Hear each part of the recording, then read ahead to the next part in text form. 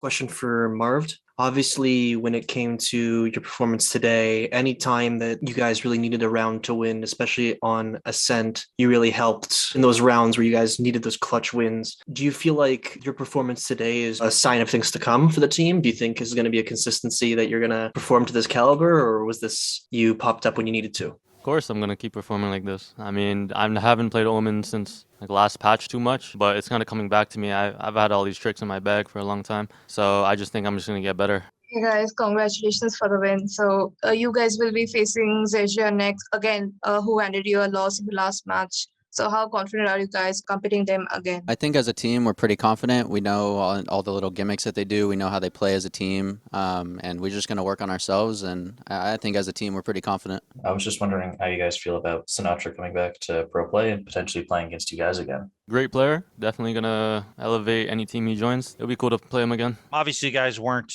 happy with your performance in the last match. I think we can all agree it's kind of easier to see the good coming out of a victory. So I just want to know what kind of things you guys did or saw that were improved upon, that kind of were cleaned up compared to the last game against XERXIA. I guess it's just been a while since we played online again. There was just a lot of rushed decisions, a lot of miscomms. Mainly the communication was an issue, which we changed today. It was definitely not an issue today.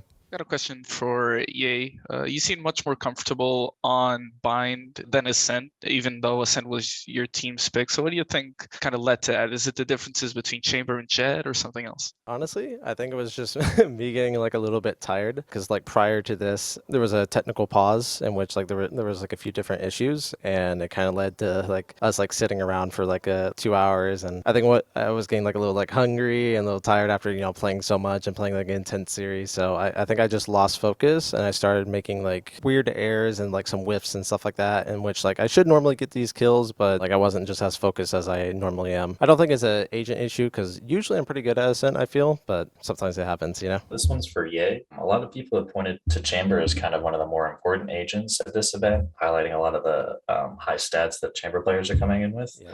I was just wondering if you kind of agree with that, and also if you think that teams without a strong Chamber player are kind of behind at all in this meta. I would say like teams without a strong Chamber are a little bit behind. I feel like Chamber, he kind of solves like a lot of problems, and he kind of like adds to like a lot of different maps, like especially I would say ones like maybe like Icebox, maybe like Breeze, where like his trips and like his ability to get like a double op and even like his TPs can like contribute a lot. I would say he's going to be a very important agent like coming up, and I think you'll see more and more play as time goes on. Yeah, I've got just one more question for everyone. On Bind, you guys won a lot of retake scenarios in the first half. I just kind of want to know how your composition helped you with that. I think our composition has a lot of utility that can clear angles, and we had really good communication today, so it was easy to narrow it down to where they were in the end of the retake. I think it was just mostly our teamwork and obviously the abilities that can clear angles. This one's for Victor. Obviously today you played the Raze on Bind and then the KO on Ascent.